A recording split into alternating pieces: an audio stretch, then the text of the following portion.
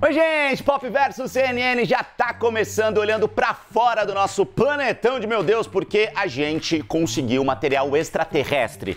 Nossa, tem um ET aqui na Terra? Não, material extraterrestre porque é de fora da Terra. Eu tô falando de 250 gramas de um pedacinho de um asteroide que tava lá no espaço. A NASA mandou uma missão para lá em 2016. Esse material chegou aqui pra gente só agora. A gente tá vendo aqui essas imagens dessa missão. A gente vai falar sobre todos os detalhes dessa história no Pop Verso de hoje, por que é tão importante a gente estudar esse tipo de material. E no programa de hoje, a gente também vai ser obrigado a falar. Eu tô sendo obrigado, eu quero deixar claro porque eu sou corintiano, mas eu tenho que falar da vitória do São Paulo. São Paulo que ganhou o título da Copa do Brasil. E o Jair Nascimento vai vir aqui pro nosso estúdio para dar todos os detalhes, não só do jogo, não só da vitória, mas também sobre todos os memes que rolaram e também sobre uma imagem que é maravilhosa, gente. Tá errado, tá? É maravilhosa, mas tá errado. Não pode fazer isso. O pessoal se vestiu como se fossem funcionários da limpeza do estádio do Morumbi para poder entrar no estádio e assistir o jogo. E o programa de hoje também tem conscientização. A gente vai falar sobre o mês de setembro, que também comemorou a valorização à vida. A gente está no Setembro Amarelo, mas que também é dourado. O Setembro Dourado é um momento muito importante para a conscientização sobre o combate do câncer infanto-juvenil. A gente vai ter um convidado aqui no estúdio para alertar sobre todos os perigos que a gente pode evitar com prevenção e, obviamente, com informação. Então vamos embora que o Pop Verso já está no ar.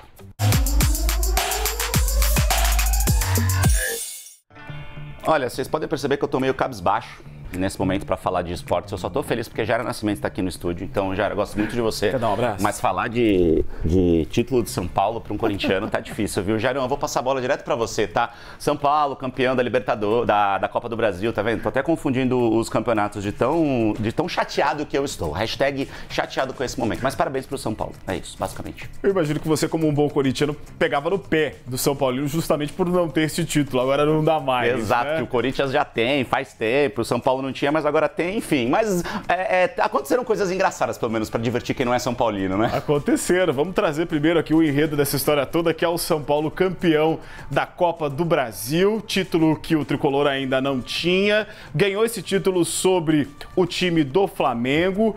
O primeiro jogo da final foi vencido pelo São Paulo por 1-0. Tinha a vantagem de jogar pelo empate. No segundo jogo, no Morumbi, com 63 mil torcedores. A gente já tá vendo imagens aí do gol do Flamengo marcado pelo Bruno Henrique, mas depois, ainda no primeiro tempo, o Nestor marcou o gol do São Paulo, que foi suficiente para trazer a festa para toda a torcida presente, que comemorou o título da Copa do Brasil. E esse elenco entrou para a história do time do São Paulo, né? Lembrando que o técnico atual do São Paulo, Dorival Júnior, era técnico no ano passado do Flamengo. Foi campeão também da Copa do Brasil com o Flamengo. Teve uma saída não muito bem resolvida, né? Segundo ele mesmo, uma saída esquisita, né, Jair? Uma saída meio nada a ver, assim. Meio né? nada a ver, completamente nada a ver.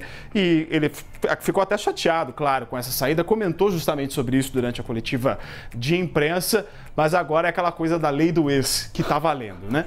Tá valendo muito. Eu fiz até um vídeo no meu Instagram, Jairo, falando sobre o silêncio ensurdecedor das redes sociais do Flamengo, né? Acabou o jogo, o último post, tanto de Instagram quanto de Twitter do X do Flamengo era fim de jogo, 1-1. É isso, né? Não teve uma nota, não teve um vídeo, não teve nada. E aí, São Paulo vai ser demitido, não vai, enfim. Aí, obviamente, a internet fala, né? Se o próprio clube, que tem o direito, que tem a voz, não quer falar nada, aí os internautas, eles falam pelo clube, né, Jair? E aí falam daquele jeito que a gente gosta, né? Com zoeira e com rapidez. É isso, né? muita com as rapidez. Características, né? Vamos dar uma olhada nos memes que foram preparados, que a internet sempre nos presenteia, né? Olha só, por exemplo, tem uma comemoração aqui do Bruno Henrique. Aconteceu! O Mengão conseguiu um hexa antes do Brasil. O Brasil é penta, o Mengão já é hexa só em 2023. Mas sabe o que é isso? É a relação dos clubes e dos títulos que o Palmeiras, ou melhor, que o Flamengo perdeu nesse ano de 2023. Disputou 6, perdeu 6 títulos. Gente, em um único ano. Aí eu vi até a galera falando, né? Pô, ganhar todos não dá, mas perder todos. Como assim, né, cara? Você perder 6 títulos no mesmo ano. E a gente não tá falando de qualquer time, a gente tá falando do time mais valioso do Brasil hoje. Exatamente, né? do bilionário time do Flamengo. Mas tem mais meme, vamos dar uma olhada aqui. A gente tava acompanhando o que a internet tá dizendo. Filho, acorda, já são 6. Aí ele o quê? Outro título perdido no Mengão. 6 da manhã, não. 6 títulos que o Flamengo perdeu em 2023. Isso e pode ser até 7, né? Porque o Flamengo ainda está disputando o Campeonato Brasileiro. Por enquanto, quem está na frente é o Botafogo. Tem mais um meme, vamos dar uma olhadinha? Obviamente ele, né? Muito bom, né? É isso, lei do ex. Dorival Júnior, técnico de São Paulo, que inclusive falou. Vamos ouvir o que ele falou então depois do jogo? Vamos ver se ele ficou muito chateado ou não. Olha só o que o Dorivalzão disse. Não tinha, assim, um espírito de uma revanche em sentido nenhum da palavra. Hoje eu joguei contra meus ex-comandados, pessoas que eu tenho um carinho e um respeito muito grande.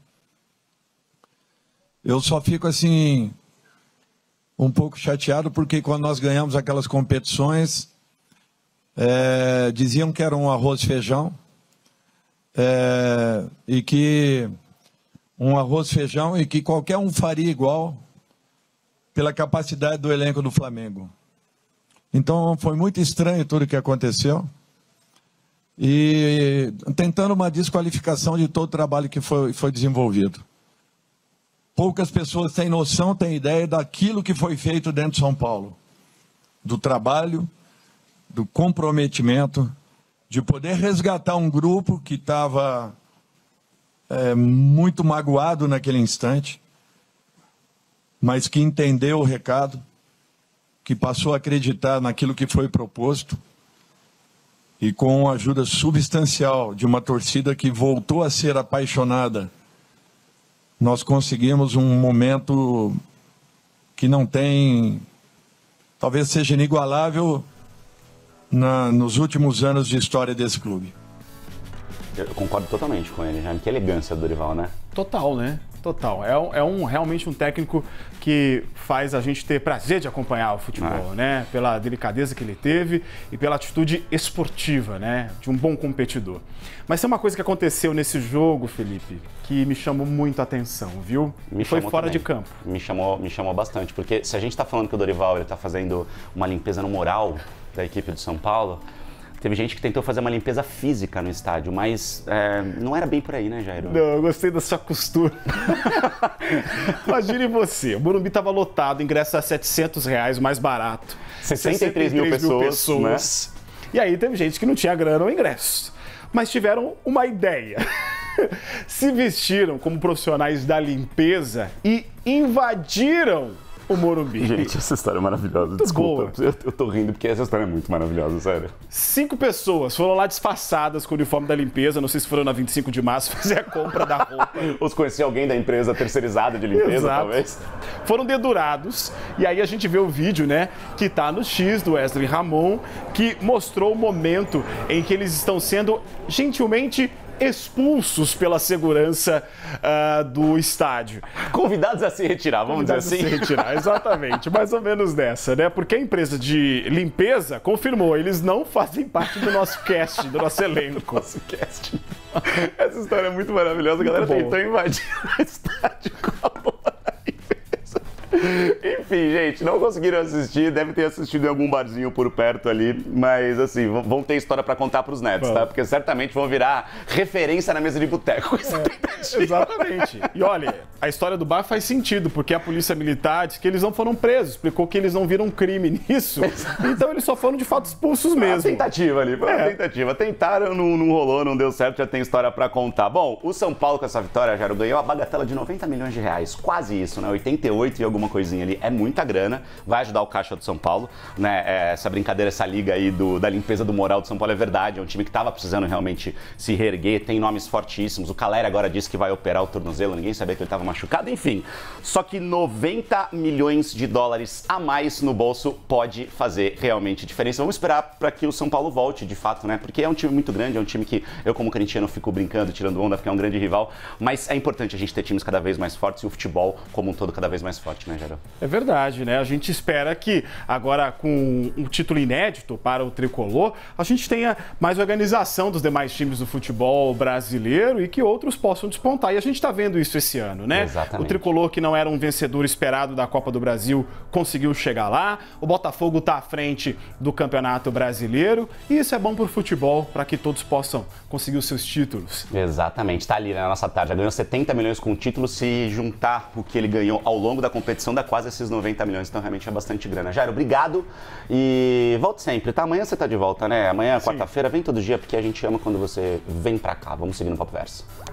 Gente, vamos falar um pouquinho agora sobre uma campanha muito importante que a gente está encarando agora nesse mês de setembro, que não é só o Setembro Amarelo. A gente já falou aqui no Papo Verso, inclusive, nas últimas semanas, do Setembro Amarelo, que é o mês de valorização à vida, só que o setembro também é dourado. O que é o Setembro Dourado? É um mês pra gente se conscientizar sobre o combate do câncer infanto-juvenil.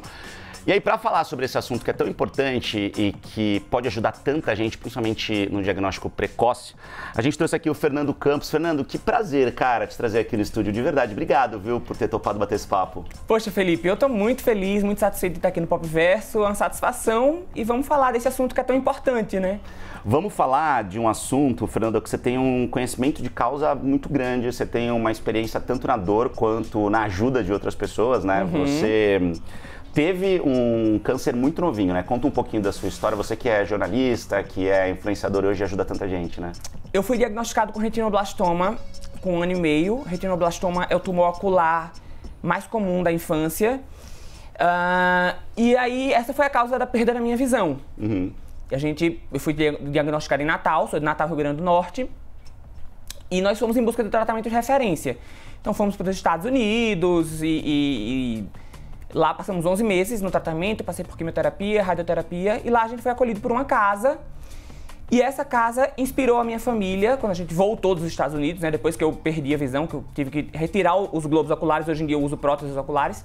Mas essa casa que nos acolheu lá inspirou a minha família a fundar uma instituição, que é a Casa de Apoio à Criança com Câncer Durval Paiva, em Natal, que acolhe a crianças e adolescentes com câncer carentes, de 0 a 19 anos, de todo o estado do Rio Grande do Norte e de alguns estados vizinhos. Hoje em dia a Casa Durval Paiva tem 28 anos, nós já fomos eleitos melhor ONG do Nordeste, melhor ONG do Brasil, nós somos referência no Brasil no atendimento a essas crianças e esses adolescentes. Já ganharam só 37 prêmios, tá bom, gente, pra vocês? Do trabalho incrível que vocês fazem lá, né, Fernando? E a gente tá vendo aqui as imagens do perfil do Fernando. Já aproveita pra seguir esse cara lá nas redes sociais. Por favor, gente. Ó, tem imagem que a gente mostrou aqui já dele. Dancinha, tudo bem, dancinha é coisa simples pra você, né? Mas aqui, por exemplo, você tá tirando foto, cara, né? Usando os softwares de acessibilidade do celular, tem imagem sua surfando. Cara, você é a prova viva de que a gente tem que prevenir, a gente tem que realmente ter informação, a gente tem que se cuidar, mas a gente pode fazer de tudo, de fato, com ajuda de informação, principalmente, né, Fernanda? Acho que é pra isso que a gente tá aqui, né? Felipe, a informação salva vidas, em todos os sentidos. A informação salva vidas quando você diagnostica um câncer precocemente, porque quando você diagnostica precocemente, você aumenta em até 80% de chance de cura. E a informação salva vidas porque quando você não tem informação, você vive no preconceito, com a ideia preconcebida. E aí várias ideias equivocadas surgem. Então é importante que a gente tenha consciência. E é isso que eu tento fazer nas redes sociais. Eu tento desmistificar preconceitos e estereótipos acerca da vida da pessoa com deficiência. Porque nós podemos fazer tudo, às vezes por caminhos diferentes, mas podemos fazer. A gente tem os números no mundo, a gente trouxe números aqui tanto do Brasil quanto do mundo, que a nossa equipe separou. Vamos mostrar primeiro os números no mundo. A gente está falando de mais de 400 mil crianças e adolescentes de 0 a 19 anos, né, que têm o câncer desenvolvido no mundo inteiro. Mas por enquanto, vamos dar uma discutida nisso daqui, Fernando, 400 mil casos. A gente está falando só crianças e adolescentes. O dado oficial, né, da Organização Mundial da Saúde vai de 0 até 19 anos, né, que já é comecinho ali da fase adulta, mas de qualquer forma 400 mil casos é muita coisa todos os anos. E você deu um número que é muito importante, que você pode chegar em até 80% a chance de cura se você diagnosticar precocemente, né? Exatamente. O que é que acontece hoje? A gente consegue, a principal campanha de nós que estamos envolvidos na causa do câncer infanto-juvenil é o diagnóstico precoce. atrelado ao tratamento especializado. O problema é, nós vivemos num país continental. Muitas vezes as informações não chegam ao interior dos estados, naquele lugar mais remoto, que não tem praticamente internet, que não tem acesso à informação. Então, a gente, durante o mês de Setembro Dourado, a gente trabalha com capacitações, disseminando essas informações para capacitar os profissionais de saúde e a população em si, como um todo. Porque os sinais e sintomas estão aí e eles se parecem muito com os sinais e sintomas de doenças comuns da infância. Então a gente não quer criar pânico, mas a gente quer que acenda um alerta da possibilidade de ser um câncer. Quais são esses sinais e sintomas? Manchas pelo corpo, desequilíbrio ao andar, suor noturno, febre persistente. No caso do câncer que eu tive, o retinoblastoma, aquela manchinha branca no olho. Enfim, então é ficar atento e pensar na possibilidade. Se você é professor que está muito tempo com a criança, preste atenção nos seus alunos. Se você é profissional de saúde, encaminha, caso apareçam esses sintomas, para setores que têm um tratamento especializado. A CONIAC, que é a Confederação, a Confederação das Casas de Apoio à Criança e ao Adolescente com Câncer, está encabeçando essa campanha há alguns anos com esse intuito, de que a gente consiga... Nós temos hoje em dia no Brasil o índice de país subdesenvolvido. O câncer é a doença que mais mata crianças e adolescentes, é a principal causa de morte de crianças e adolescentes por doença no nosso país. Vamos mostrar então esses números aqui, Fernando, que você acabou de citar, porque a gente, analisando, a gente fica muito assustado mesmo, né, com isso que você acabou de dizer, porque a gente está falando de quase 8 mil casos novos todos os anos no Brasil, né? Exatamente nessa faixa de 0 até 19 anos. Esses são os dados do Instituto Nacional do Câncer, do INCA. E tá bastante ali parelho, entre aspas, vamos dizer assim, mas a gente tem uma prevalência um pouco maior nas meninas. 53% dos casos desses quase 8 mil casos são nas meninas. Só que quando a gente vai para mortes, e a gente está falando de quase 2.500 mortes em 2021, que são os dados mais recentes, esses aqui são dados do SUS, do Ministério da Saúde, a gente está falando aí de uma prevalência de mortes um pouco maior entre os meninos. De qualquer forma, são números que assustam demais mesmo, Fernando. E você estava falando sobre essas manchinhas brancas. Primeira vez que eu ouvi falar sobre isso, sobre a sua doença especificamente, foi no caso da Lua, que é a filha do Thiago Leifert e da Dana Garbin. Eles têm uma campanha muito parecida, né? Então acho que vocês têm feito um trabalho muito bacana sobre a prevenção do retinoblastoma. Fala um pouquinho mais sobre isso, então, porque eu lembro que essa questão das manchas brancas, ela é muito forte mesmo, né? Na verdade, o retinoblastoma, ele é, como eu falei no começo da entrevista, é o tumor ocular mais comum da infância. Ele ainda é raro porque são 400 casos ano. Quando a gente fala de câncer infanto-juvenil no geral, a gente vai, o topo tá a leucemia, em segundo lugar, tumor de sistema nervoso central e linfomas. Mas o retinoblastoma, ele é o tumor ocular mais comum da infância. Então, a gente tem que estar muito atento. E a campanha de Olho nos Olhinhos, que o Thiago e a Dayana estão encabeçando, é fundamental. Porque quem são os principais agentes que podem prestar atenção nisso? Os familiares. No meu caso, quem começou a perceber as manchinhas no meu olho foram meus tios. Que é principalmente nas fotos, né, Fernando, que essas manchinhas aparecem, porque né? Quando você fotografa com flash, aquela luz, quando aparece o reflexo branco, significa que tem alguma coisinha que precisa ser investigada. Ou seja, tirou foto com flash, se apareceu um reflexo branco no olhinho da criança, aí é um sinal de alerta. É um sinal de alerta. Tá. É muito interessante a gente falar para não causar pânico, tá, Felipe? Para também as pessoas não ficarem aqui desesperadas agora. Mas, poxa, primeiro que a criança, médico, ela né? precisa ir ao oftalmologista. Precisa fazer o exame do olhinho e tudo mais. Quando eu tive o câncer lá atrás, a gente tá falando de 1994, 95... o exame, ele não tinha essa regularidade que tem hoje em dia. Então, o exame do olhinho, ele já diagnostica várias possíveis doenças. Fernando, obrigado, sou teu fã, te sigo nas redes sociais, não é de hoje, adoro teu conteúdo, parabéns mesmo, a casa está sempre aberta para te receber, para falar sobre esse e sobre outros assuntos, é uma baita de uma inspiração mesmo, porque você falou algo que eu acredito muito, que é a informação salva, então bora distribuir informação para o maior número possível de pessoas para ajudar quem a gente puder, né, Fernando? Obrigado mesmo, tá? Felipe, eu que agradeço, estou muito feliz de estar aqui pela primeira vez na CNN, no Popverso, quero mandar um abraço para Mari Palma, que participou do meu projeto de autodescrição lá nas redes sociais, eu tenho um projeto projeto que eu desafio personalidades a se autodescreverem. Inclusive, já desafio você a fazer a sua autodescrição também. Desafio aceito. Desafio aceito. Eu só não sei se eu vou conseguir me autodescrever, assim, mas eu vou tentar. Mas é super fácil. Eu vou fazer minha autodescrição aqui rapidinho. Faz. Sou um homem de pele branca, cabelos castanhos, olhos verdes. Estou vestindo uma camisa regata branca com a jaqueta jeans. Tenho 1,80 m, tô agora sentado.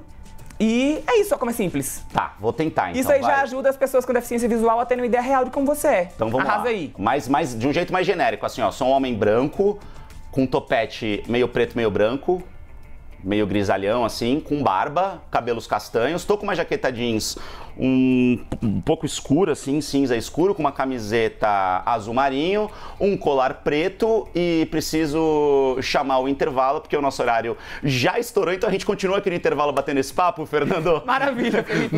Deu pra ter uma noção, né? Deu. Já ajudou. Arrasou. Boa, já ajudou. Então é isso, gente. Pop Verso faz uma pausa rapidinho. No próximo bloco, a gente vai te mostrar um pedacinho de um asteroide que estava lá no espaço e a NASA, pela primeira vez na história, conseguiu trazer pra Terra. E a gente vai te falar por que isso é tão importante para nossa ciência. Pop Verso volta já.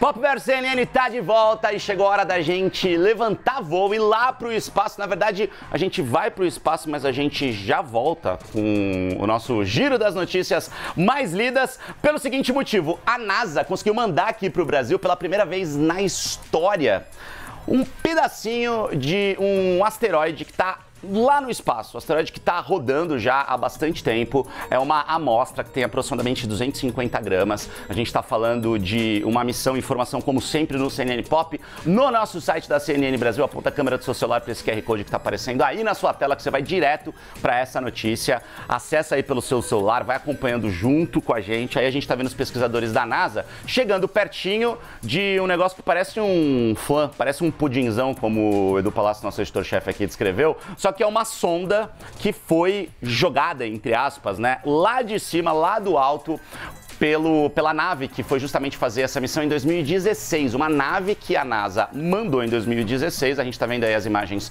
do lançamento. Isso daí foi até esse asteroide que tá lá no espaço, desceu nesse asteroide, pegou um pouquinho dessa amostra e demorou 3 anos para conseguir voltar. A gente tava brincando, né, Edu? Que se fosse uma entrega de Amazon, Mercado Livre, ia ser a mais longa da história, né? Mas funcionou, né? Mas funcionou, né? Mas chegou. Não é entrega no dia seguinte, mas funcionou e também não tem frete grátis, porque essas missões são sempre multimilionárias. E por que é legal a gente conseguir ter todas essas informações? Porque esses asteroides, eles são, na verdade, pedaços de pedra gigantescos, monstruosos, que tem muitas substâncias ali, que em alguns casos estão ali desde a formação do universo.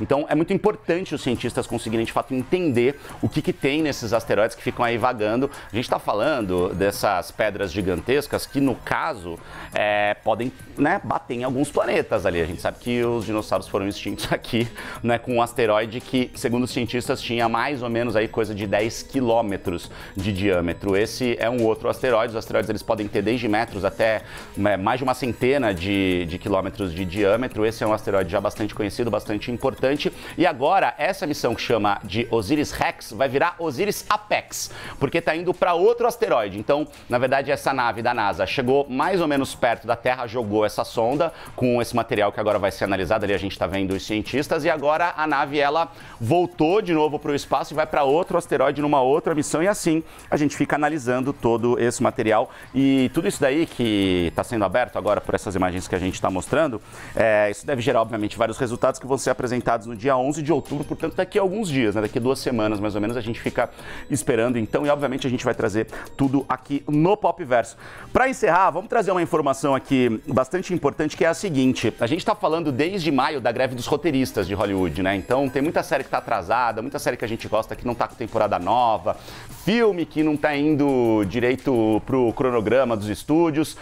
É a primeira vez desde os anos 60 que atores e roteiristas entram numa greve conjunta para pedir por mais direitos, para reclamar da inteligência artificial, para falar da distribuição de lucros das plataformas de streaming, que mudou completamente o mercado. Só que agora, o que acontece? Tem um sindicato, que é o principal sindicato dos roteiristas, que virou para a galera e falou assim: gente, para de reclamar, para de protestar, porque a gente conseguiu um pré-acordo, vamos dizer assim, rolou um acordo ali com os estúdios e a gente pode estar se encaminhando para o fim da greve dos roteiristas, tá? Teoricamente não tem nenhuma relação direta com a greve dos atores, que também está rolando ao mesmo tempo, mas é lógico que todo mundo está se falando, mas é uma greve que já dura alguns bons meses, está atrapalhando muito as produções lá nos Estados Unidos e a gente segue acompanhando muito de perto, porque é um assunto que a gente gosta bastante, porque você merece saber de todas essas informações e porque a gente quer temporada nova, né, Edu? Isso aí já tá atrapalhando demais as nossas produçõezinhas do fim de noite, quando a gente chega em casa, né? Tá, como é que fica a Casa do Dragão, né? Casa do Dragão,